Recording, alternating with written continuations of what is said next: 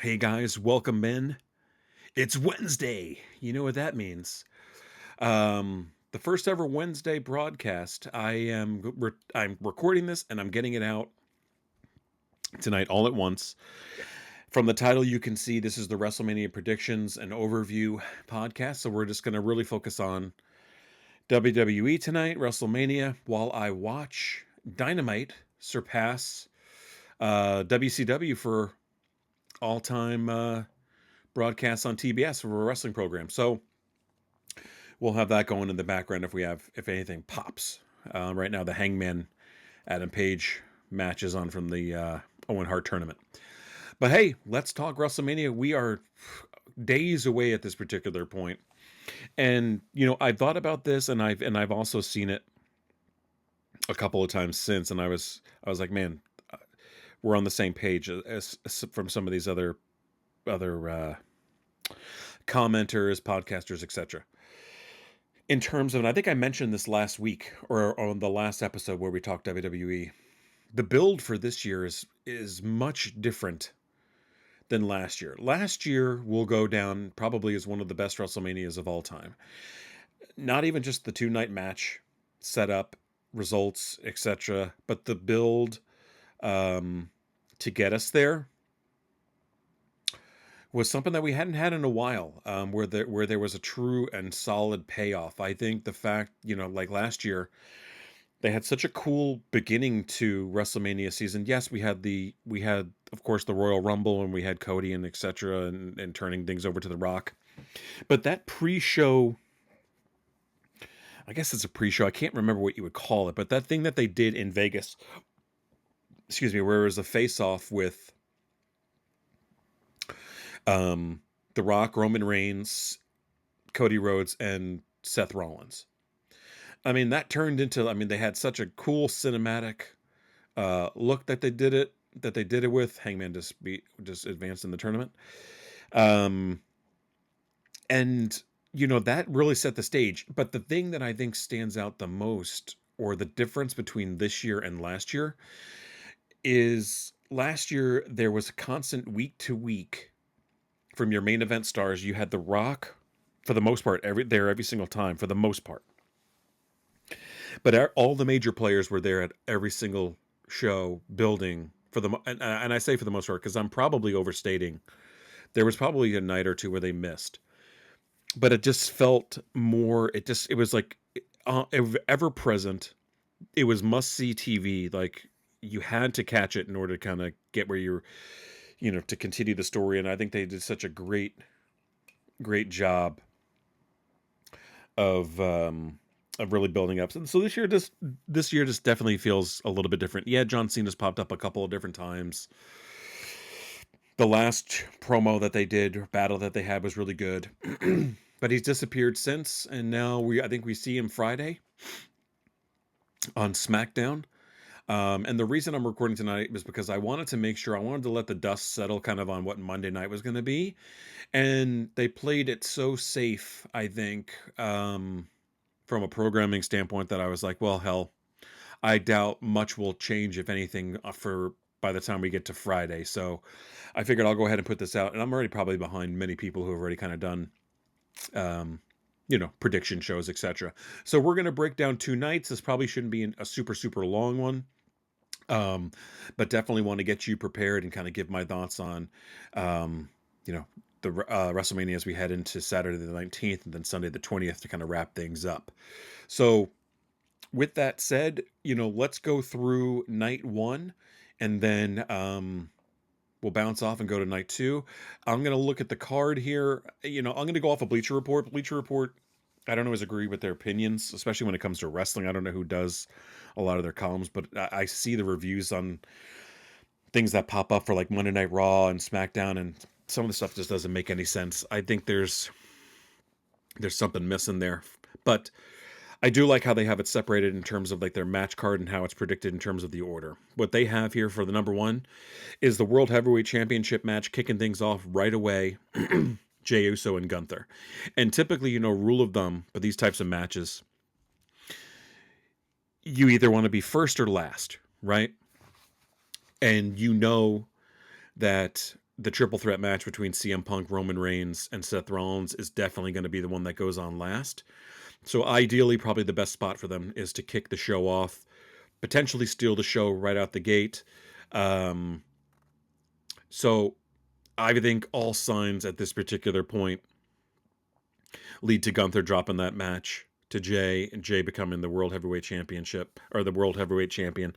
Not much to say. I think they've done a lot better the last couple of weeks building this up, um, involving Jimmy and things along those lines. I think that has been really good. So I think, it should be what you expect. I think it'll be a good match. I think obviously the crowd will be super into it. And I mean, here's the thing, and I'm not one of the internet haters. I know there's a camp out there that's not very pro Jey Uso, but to me, the guy controls a crowd, sells a ton of merch, and I've never noticed that he's not great in the ring. I mean, I think he's a quality performer. But can you imagine what Allegiant Stadium's going to look like? Him kicking this thing off, obviously coming from the crowd at some point or somewhere. Maybe he comes from the entrance. Maybe there's something new here.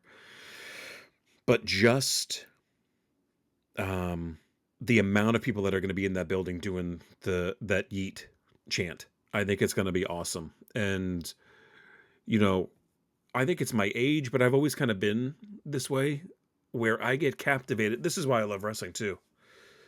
God, I'm such a poos. I'm about to get worked up for no reason too. I get emotional about certain things, and I mean, it could be a movie. I mean, I think I watched Reacher on Amazon. Yeah, I did. I marathoned the show last week, and I think I cried a couple times during that show. I have no idea why. Um, but anyways, big moments like this, or reactions from a large audience like that, do affect me in that way. Now, I'm going to talk about this next match, and I mean no disrespect to any of the participants in here, but I'm going to say one thing before we even get through night 1 and night 2 is, how in the fuck do you not have a United States Championship match for Chelsea Green set up on this pay-per-view? One of the most over people in the, forget women, one of the most over people in the entire company. She's asked to do all the press for WWE. She's everywhere. And I know, if you've listened to other podcasts before where I've talked about it, I am a huge, that's right, huge. That sounds like huge, right? Huge Chelsea Green fan. Reason being, I know where she's come from. I know, like, the trials and tribulations of getting fired, of building your own brand on the indies a couple of times. Um, what is the saying? Becoming undeniable. And she makes the most of every single moment that she has been a part of. Maybe she'll be part of, like, a pre-show type thing. I'm sure that's where they'll slot her. I just saw her Instagram or Twitter feed pop up with the amount of different appearances that she's going to be doing in Vegas this week, and it's a lot. So shame that she wasn't able to get. I know she had a match last year, I believe, but it would have been great to see her as the champion on this show. But either way, the next match, and one that probably could have, you know, been that slot for her with somebody, is the World Tag Team Championship match with the War Raiders versus the New Day. I don't care about either of these. And again, no offense to any of these guys. They've all paid their dues. The War Raiders are the champions. New Day's been around forever. But I just cannot be interested in this. So I don't know who will win, because honestly, I haven't followed it very much. War Raiders are the champions. I don't know how War Raiders are the champions. Good Lord. I don't know how over they are. This seems like a good opportunity. But are you going to do back-to-back matches where the title changes hands? I sincerely probably doubt it. So I think the War Raiders will retain in some form or fashion. Then the next matchup is a grudge match that we've been waiting for quite a while now, that will now payoff for a WrestleMania moment, probably for Jade Cargill. That's Jade Cargill versus Naomi. Good work from both of these ladies to kind of build this up. Obviously, Jade coming back, excuse me, at Elimination Chamber to attack Naomi and expose her as the person who obviously attacked her prior to her going out. I mean, this to me is like one of those ones that are, you know, a foregone conclusion. Jade's going to win. She'll look big. She'll look strong. She'll go over big time. And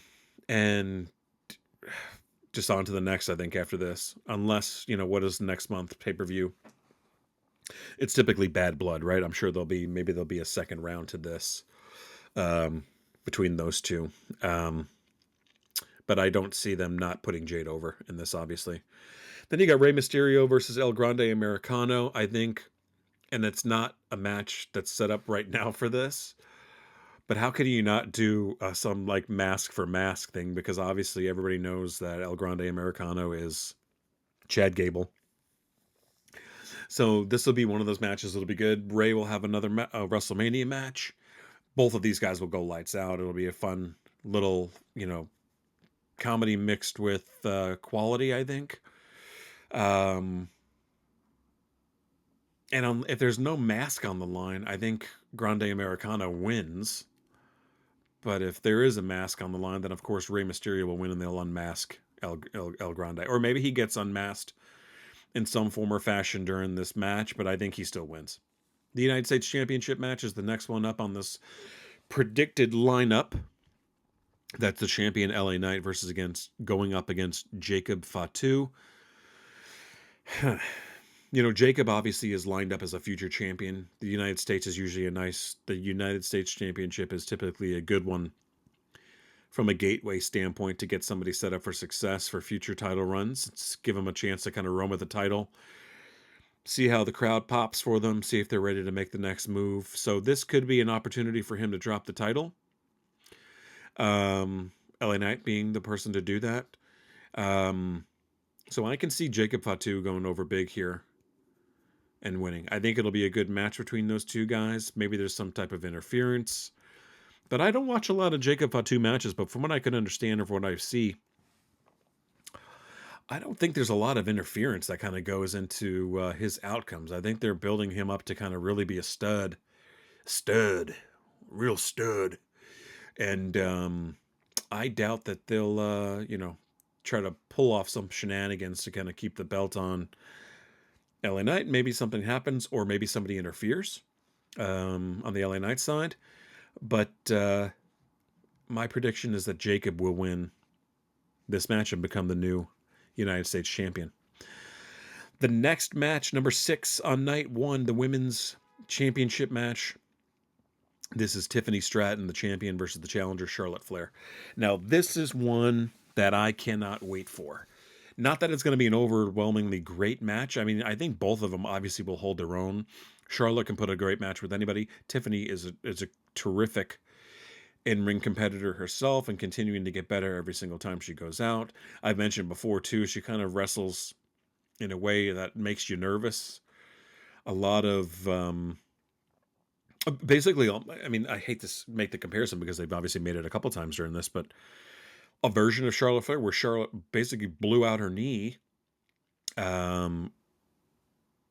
based on her style. You know, she does a lot of the moonsault. She does a lot of the off the top rope type stuff, and Tiffany does a lot of that kind of stuff onto the floor. Things that have made me nervous previously. I remember, I forget where, it might have been a Saturday Night Main Event where she was dangling with her knee, and I was like, oh wow, she went down pretty badly there. But I fully expect Tiffany to win. It does nothing for Charlotte to win this match. It does nothing for Charlotte to win this match. I think it does everything for Tiffany, especially, you know, there've been obviously, you know, I'm not going to go into all the mic stuff that they've done and all the off script digs and stuff that they've made at each other, etc. But this to me would be more important for Tiffany to kind of get a win and less important for Charlotte. I think the crowd will go wild if Charlotte were to pick up this win. Um, so again, Tiffany wins. Okay. Now you got the triple threat match. This is where basically, the build and the excitement have been the last several weeks. So Monday night we close the program out. Again, mild segment. I think it lasted maybe all of 7 minutes by the time everything was kind of said and done. Where essentially Roman seems like now he is going it alone, shoved down Paul Heyman after taking out Seth Rollins. So you've got CM Punk versus Roman Reigns versus Seth Rollins. CM Punk will obviously have Paul Heyman now in his corner, so there'll probably still be some type of drama, maybe a turn from Paul Heyman onto CM Punk. That's something that would be interesting. Um, and then somehow I must have missed this. So tell me if anybody even listens to this. Why does why does Seth Rollins now have a favor, or is that just bullshit? Because he didn't do anything to earn it, so I don't understand what that means. This one to me is very tough to call. Um, I mean, who has the most I mean, CM Punk probably has the most to gain from going over, just knowing the history, main eventing WrestleMania, etc. But I think there has to be some type of shenanigans. I love that word, shenanigans. There has to be something there that propels this to bad blood, gets us to the next level. Unless there is some type of interference from a fourth party. I mean, this is just throwing this out there. This is just throwing this out there. But you've got CM Punk, you've got Roman Reigns, two Paul Heyman guys. Out in limbo, I've seen reports where he said he's retired from wrestling. Excuse me, but once everything settles or has settled with the lawsuits on the side, does Brock Lesnar make a pop and show up here and take out CM Punk or Roman Reigns for that matter? And does that set the train going in a different direction, for the next several months? Or do we see CM Punk win clean? I don't know, but I'm leaning towards CM Punk winning this match. I'm wondering and thinking that there might be some type of drama to kind of close this night out with somebody coming back to interfere in some form or fashion. And hopefully it's not bloodline people either, because that's lame. And hopefully, yeah, for example, I would be furious if Solo Sikoa were to interfere in this. Hopefully they've learned their lesson, because it seems like they're separating Roman from the bloodline almost completely on the build up to this. So I would hope they continue to do that in the main event of WrestleMania. I mean, how many years in a row do we need to see somebody come in to interfere to help Roman Reigns win a match? So and I think he's moving towards a babyface turn. He's already there basically, I think. So I don't think they would have anything like that to help him win. So I can see Brock maybe taking out CM Punk, coming back, setting the stage for something there, and then maybe Roman and Seth continue their feud and take it to Bad Blood and see what happens there. So that's night one. That should wrap us up. Then we get to night two. Right now we have 6 matches set up for night 2. And again, I'm going with Bleacher Report predictions in terms of the cards set up. Everything here that I'm saying is not necessarily the order excuse me, that it will appear that night. In fact, the way they had this set up, I don't care for it too well. I guess I get it. Basically, they have it starting off right now with the triple threat match for the Women's World Championship. That's going to be Rhea Ripley versus the champion Io Sky versus Bianca Belair.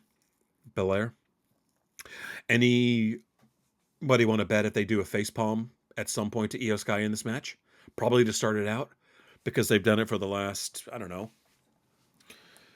5 segments that they've all been in together, where she's been treated basically as the outsider in this match. And essentially she has, assumed that role, and naturally, I guess, to an extent. Not having, the mic and everything like that helps. But I think she retains. I think Io Sky wins this match. Um, and I think it really sets up more so for Rhea and Bianca to do their own thing moving forward, probably next month.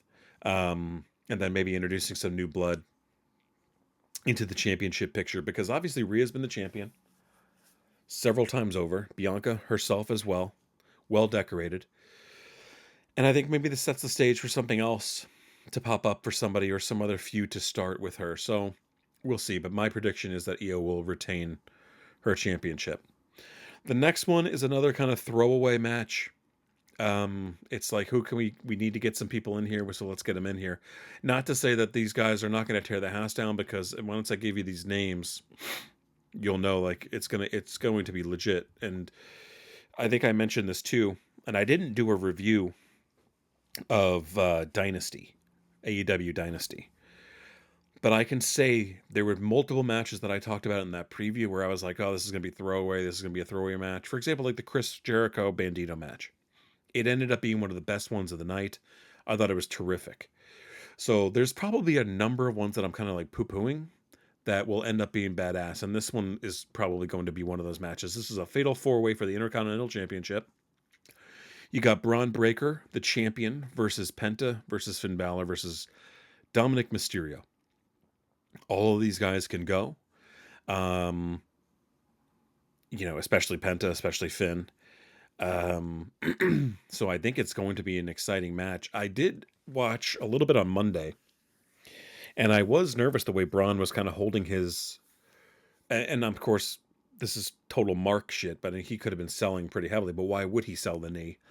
But he was holding his knee on the outside after Penta had kind of come off the top, or, jumped over the ropes onto those guys, or off the top rope onto the folks on the outside. So it looked bad. But maybe, I'm sure he'll be good to go. He is the champion. And we probably would have heard something by now if something was actually real. And I didn't see anything on the interwebs. So my prediction is,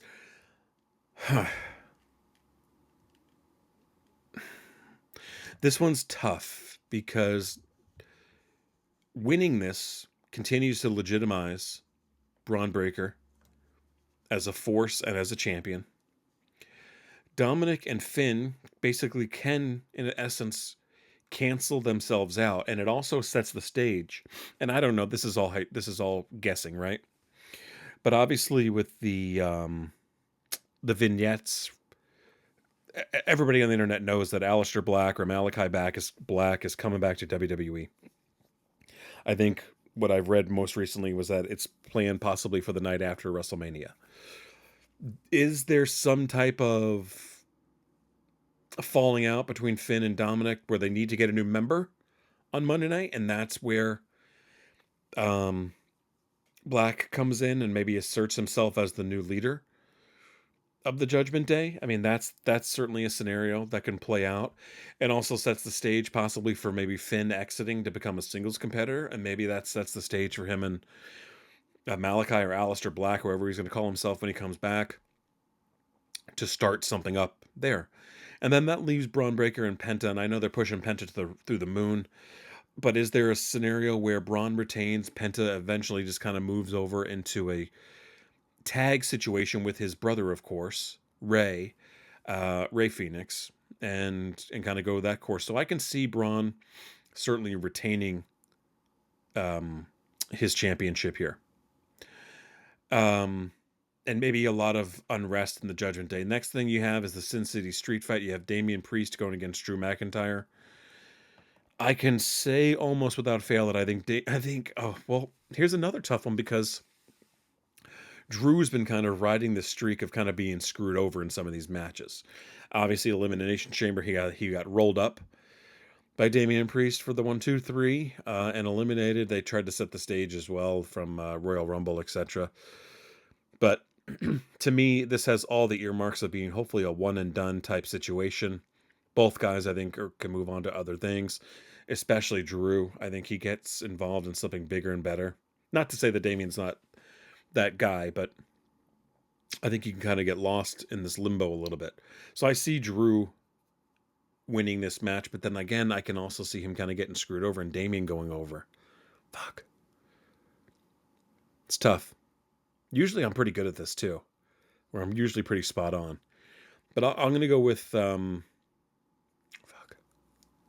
What do I want to go with? I'm going to go with Drew going over. No, you know what? I'm going to go Damian Priest. I think Damien will win it. It'll just continue to put the fuel on the fire for Drew getting screwed. And then number 5 on their lineup, they have the Women's Tag Team Championship match. Bayley and Laya Valkyria versus Liv Morgan and Raquel Rodriguez, the champions. I see a situation where maybe, well, Lyra is also the Intercontinental Champion. So why would they put her in this and make her a double champion? See, this is another match where it doesn't need to happen. This could have been a US Championship match with the Bayley. You know what I mean? Or give Lyra a match for the Intercontinental Championship with one of these women. I'm gonna say that Liv and Raquel will retain, putting more unrest in the Judgment Day, especially when Dominic or Finn does not win the Intercontinental Championship. And then there's some type of falling out post Monday. And then, of course, I think, bring in Aleister Black in. We'll call him Aleister for now on because I think that'll probably likely be his name. And then we got, finally, to close things out, we have the undisputed WWE Championship between Cody Rhodes, the champion, and John Cena, the challenger. This one, obviously, will be the one that everybody's waiting for and looking forward to. I can't see this one ending without some type of interference. And here's one of the things I was mentioning, too. Like, I mentioned last year, The Rock was a part of it. Obviously, he was part of the tag team match on night 1 and played a part in night 2 as well. He kind of helped set this off with the Sell Your Soul situation. And then as soon as that was over, he's disappeared from TV altogether. So, I used to be a gigantic Rock guy as a kid, into my 20s. Loved it. One of the main reasons that I was stoked when and got back into wrestling was when he came back. WrestleMania 27 and then into WrestleMania 28. But I don't know. There's something about him right now that just kind of pisses me off. Every time I see him, I stop following him on social media too. Not that anybody cares, but I mean, he's the most followed dude in the world. But a lot of it's just like, click bullshit or whatever. It doesn't mean anything. He's totally corporate and selling the brand, which of course makes complete sense. I mean, he's on the board of directors. But the latest thing, they just hired Cobb from New Japan, and of course the night before he posts some fucking picture of him on his computer with a New Japan t-shirt on. It's like, give me a break. Fuck out of here. Okay. So with this match, I fully expect John Cena to win. I've talked about this prior in some of the build-up shows. It makes absolute sense for John Cena to win, for Cody to lose. The farewell tour for John Cena, there has to be stakes. There has to be something. And for him to win the title will turn this whole thing on its head, in my opinion, and give a little bit of life and a shot in the arm to the division. Because number one, who knows how often he will be available to even go when he is champion. I know he's talked about restoring the old spinner belt or whatever, and then disappearing. But I have a hard time seeing that happening. Is there and for him to go, if someone has, I've seen speculation too that he'll turn back face one more time, or that doesn't make sense either. I think that's an end of the road type of the situation or whatever. But I think he wins. They've mentioned, Stone Cold will be in town. Obviously, he's a Vegas guy. What type of interference or involvement? Will he play into this, if any at all? Does it even make sense to get him involved in something like this? Or is it just a basic, rehash of what happened last year? So it'll be interesting to see, but I am very much in the camp of, um, I fully expect, like I said, I fully expect John Cena to retain the title, or to win the title and beat Ric Flair's streak. And by the way, Ric Flair on other podcasts talking about how, like, the only reason he's not going to be there is because of AEW. I guarantee you Tony Khan would have no issue with him showing up there. I guarantee it. He's Ric Flair. I don't think the WWE needs him to show up there. That's the thing that I just don't get. So anyways, that is my predictions. I'm excited for it. Of course, it's WrestleMania. It's in Las Vegas. I cannot wait. I'm sure Friday night they'll unveil what the stage looks like, or maybe we'll even get a shot of that tomorrow. If you're a wrestling figure collector fan, there's going to be a lot of announcements, I think, starting even tomorrow from ringside. And some of the other, Mattel and stuff like that are going to be showcasing, some of the new stuff coming out for WrestleMania weekend. So very excited. And if you're going to be there, enjoy yourself. I'm getting serious FOMO from not going myself or being involved in some form or fashion. I have family out there. I could easily go, but the prices kind of drove me out of this one. But I am contemplating driving on up to SummerSlam. It's going to be up in Jersey, so more to come there. I'm excited. SummerSlam, maybe WrestleMania is always great, but I have a deep connection with SummerSlam for some reason. I think it's because it's number one, the first pay-per-view that I ever watched in real time, and my first exposure to wrestling was watching SummerSlam. So always one of my favorites. So hey, let me know in the comments, what you think, what your predictions are. Do you think? Oh, I missed one too. I'm sorry. Let me backtrack. AJ Styles versus Logan Paul. Again, a throwaway match. I hope AJ goes over big. There'll probably be some dumb shit celebrity in Logan Paul's corner, like last year and the year before. I mean, if AJ fucking jobs to this guy, I would be pissed off. But yeah, sorry I missed that one. Sorry, things are a little bit out of order, but hey, enjoy the weekend. Enjoy WrestleMania. I'll probably do a review of night 1, and then I'll probably do a review of night 2. So stay tuned for those. And again, sorry that this is coming out on a Wednesday, but like I said, I wanted the dust to kind of settle on Monday. And with how safe they played it, I figured nothing is going to change, like I said. So we'll get this out to you guys. You can listen. Let me know your thoughts. Like, subscribe, subscribe to the podcast, and check us out on YouTube. Appreciate you guys, and you enjoy the rest of the week, and enjoy WrestleMania.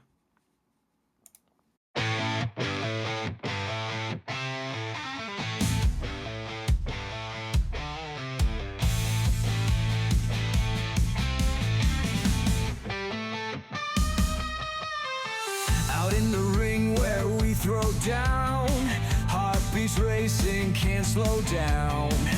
Feel the tension, feel the heat, emotions hitting on repeat. Wrestling win with our inner fight.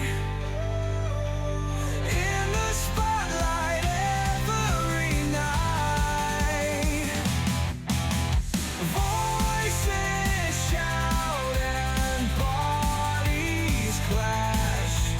In this world emotions crash.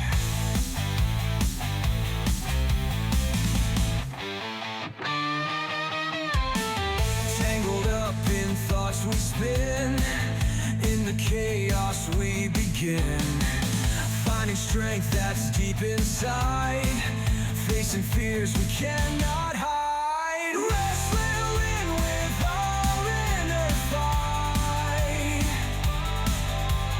In the spotlight every night. Voices shout and bodies clash. In this world emotions crash. tells a story to be told, raw and real and full of fire, pushing through the darkest mire.